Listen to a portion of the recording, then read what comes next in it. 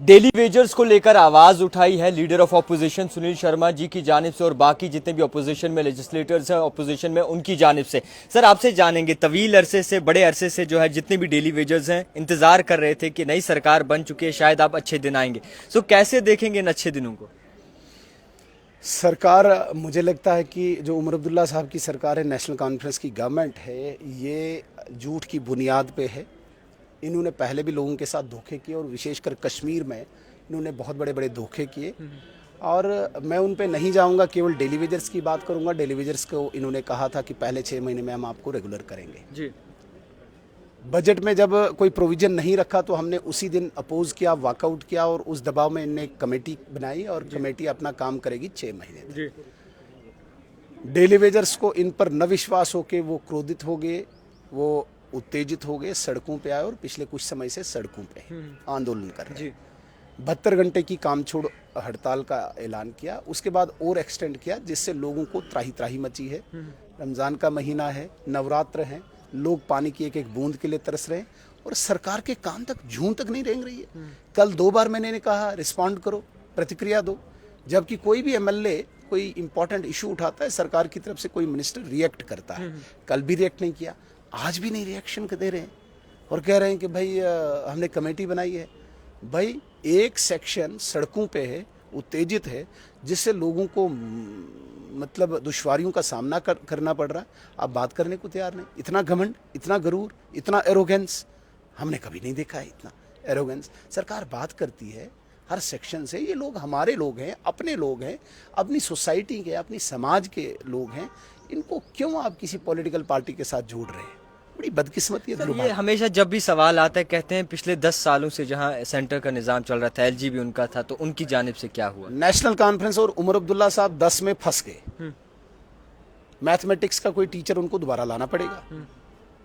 मैं उनको कहना चाहूँगा 1 मार्च 2015 से लेके 18 जून 2018 जी। और उसमें भी जब मुफ्ती मोहम्मद साहब की मृत्यु हुई तो वो 2-3 महीने माइनस करो, केवल 3 साल ही आते हैं, तो 10 में फंस गए हैं। इसलिए मैथमेटिक्स का कोई टीचर दोबारा ला के 3 पे लाओ उनको। और उस 3 में हाई पावर कमेटी बनी, ग्रुप ऑफ मिनिस्टर बना, 520 SRO आया, इनको रेगुलेट करने के लिए कवायद शुरू हुई, सरकार गिर गई, वो आगे नहीं चला, उसका हमें अफसोस है। लेकिन एलजी महोदय ने 1000 से 1500 से 9000 सैलरी की। आज जब मैंने उमर अब्दुल्ला साहब को खड़े होकर बोला, वो जवाब दे रहे थे, मैंने कहा 9500 जनाब सैलरी है इनकी। उनको पता ही नहीं। सीएम को ये नहीं पता कि डेली वेजर की सैलरी कितनी है। कहते हैं एलजी महोदय के टाइम कुछ नहीं हुआ। अरे शर्म आनी चाहिए भले मानस। 9500 सैलरी एलजी महोदय ने की। आप किस दुनिया में हो?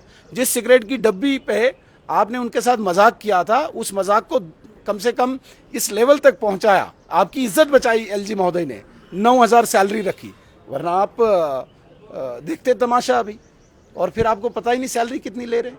10 साल 10 साल 10 साल एलजी का कार्यकाल, जैसा उनका वैसा मेरा कोई स्पेशल तो नहीं है ना। अंधेरे में ये मिलते हैं।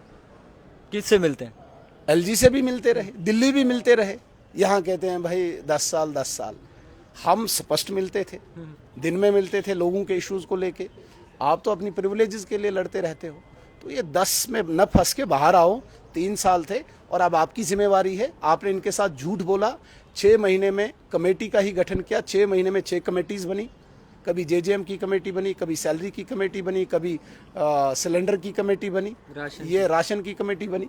तो ये कमेटी सरकार, ये एनसी सरकार नहीं, ये कमेटी सरकार है। लोगों के साथ लोगों को गुमराह कर रही है, धोखा दे रही है। अपोजिशन का क्या अगला स्टेप होगा अगर इसी तरीके से डेली वेजर्स की आवाज नहीं सुनी? हमारे मेंबर्स, हमारे विधायक इनके संपर्क में हैं और जिस प्रकार का हमें लगेगा हम एक्शन करेंगे। हम डेली वेजर्स के साथ हैं। बहुत शुक्रिया वक्त देने के लिए। सुनील शर्मा जी हमारे साथ मौजूद थे। देखते रहिए द टाइपराइटर जावेद खान के साथ।